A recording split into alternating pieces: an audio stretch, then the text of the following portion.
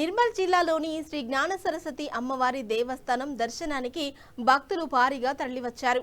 శుక్రవారం అధిక మాసం సందర్భంగా గోదావరి నదిలో పుణ్యస్నానాలు ఆచరించి దొండలు సమర్పించేందుకు వేలాది మంది భక్తులు బాసరకు చేరుకున్నారు. అయితే సరిపడా బస్సు సౌకర్యాలు లేకపోవడంతో భక్తులు తీవ్ర ఇబ్బందులు ఎదుర్కొన్నారు. బాసర బస్టాండ్లో బస్సులు నిర్ణీత సమయాలకు రాకపోవడం, ఒకే రోడ్డులో ఏకకాలంలో 4-5 బస్సులు నడవడంతో ఇతర మార్గాల్లో బస్సుల కొరత ఏర్పడిందని ప్రయాణికులు ఆవేదన వ్యక్తం చేస్తున్నారు. ముఖ్యంగా బైంసా, నిజామాబాద్ టు డిపోలకు చెందిన బస్సులు ఒకేసారి బాసర మీదుగా వెళ్లడం వల్లే బస్సుల క్లంబింగ్ సమస్య తలెత్తుతుందని స్థానికులు పేర్కొంటున్నారు. దీంతో వందలాది మంది భక్తులు ప్రైవేటు ఆటోలు, ఇతర వాహనాలను ఆశ్రయించాల్సి వస్తుంది. ఈ క్రమంలో ప్రయాణికుల నుంచి అధిక ఛార్జీలు వసూలు చేస్తున్నారని ఆరోపణలు వినిపిస్తున్నాయి. మరోవైపు బస్సులు రాకముందే ప్రయాణికులు రహదారులపైనే బస్సులను ఆపి ఎక్కేందుకు ప్రయత్నించడంతో రవాణా వ్యవస్థ అస్తవ్యస్తంగా మారింది.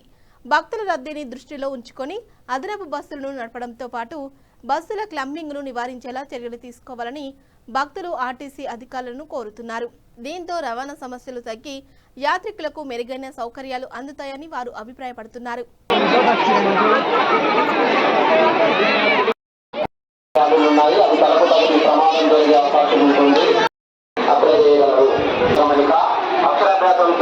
భక్తులు ఎవరైనా ఉంటే పూజా సామాగ్రి భక్తుల ఇక్కడి నుండి తీసుకొని గుడికి వెళ్ళాలి.